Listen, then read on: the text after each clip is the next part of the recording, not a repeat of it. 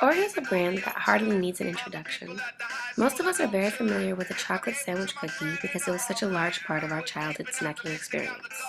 This consumer loyalty is reflected in the way the cookie is performing in terms of sales.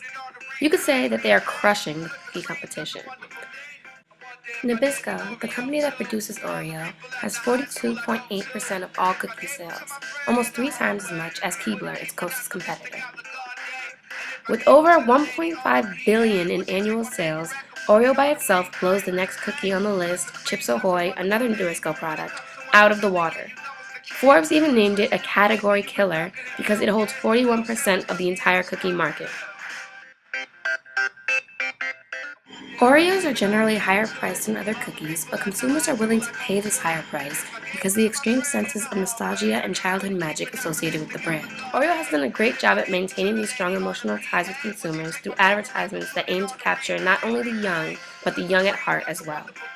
There have also been big plays on the twisting apart of the cookie and dunking it into milk that almost everyone can relate to. They tailor their advertisement to coincide with current news and play around with social media trends. One of their digital channels that receives the most attention, and for good reason, is actually their Twitter account.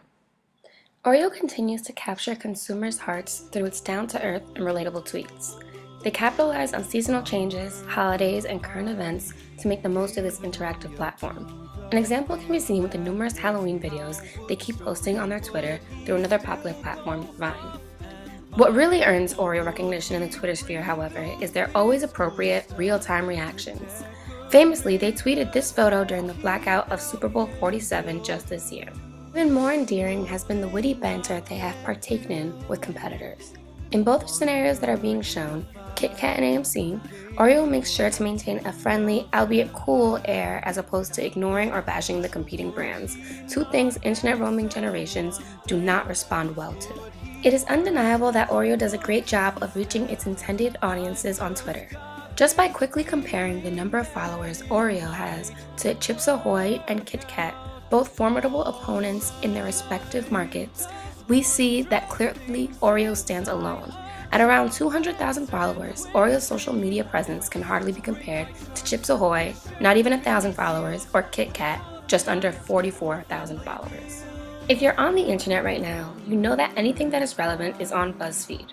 What you may not know, however, is that BuzzFeed actually has a technology platform that detects viral content. Therefore, a simple search for Oreo on BuzzFeed further proves that they're doing something right in terms of social media and gaining viral status.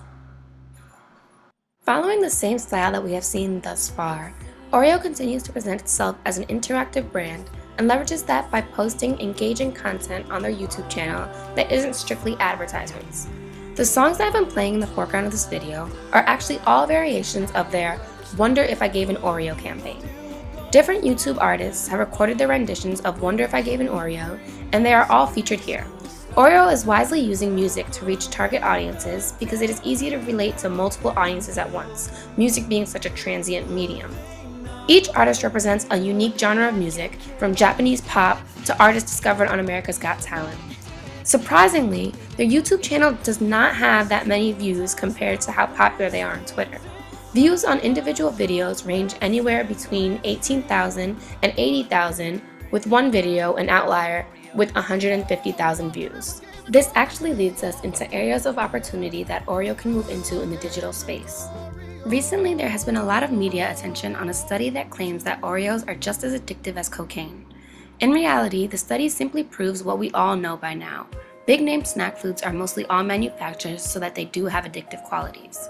Because the press surrounding the study has actually been quite playful and mostly neutral, neither positive nor negative for Oreo, it seems like Oreo should take advantage of these findings, not only while the press is still hot, but forevermore. They should be playing up the indulgence or addictive factor these cookies have. If you've ever seen an Oreo advertisement and gotten an insatiable urge for one, you understand the golden opportunity Oreo has to play with the weak constitutions of customers. Oreo should be trying to take over screens and overload customers with a desire for Oreos when possible. Total screen takeovers will leave consumers with a nagging taste for an Oreo cookie. It is true that it takes a lot to get through to consumers through on-screen advertisements nowadays because they have been conditioned to ignore them. But Oreo needn't worry about that. With the effect Oreo would be trying to achieve, wording is hardly an issue. They should be just aiming to get the consumer to see at least one Oreo. all it takes to get that craving started. The area into which Oreo slightly dabbles is the casual gaming sphere. They do have games such as Twist, Lick, Dunk, and other branded games, but what they should do is create an entire gaming site like General Mills did quite a few years back. They are already doing such a great job at reaching at the older audience who already has a relationship with the cookie from their adolescence. Now they need something that will consume the current younger generation in the same way. Like most of their marketing efforts, this would be aimed at multiple audiences. Parents pay a lot of attention to what their kids do online. If they see that their children are playing an Oreo game, it might not register as anything significant at the time, but when it comes to grocery shop, they are likely to subconsciously recall that Oreo was recently in their lives. This would be a great way to reach older parents who aren't paying attention to social networks or big media stunts. Overall, Oreo is doing a fantastic job in the digital sphere, as can be seen by their much admired social presence. If Oreo makes the decision of whether or not to capitalize on the addictive quality of their product, they might be able to take over even more of this space.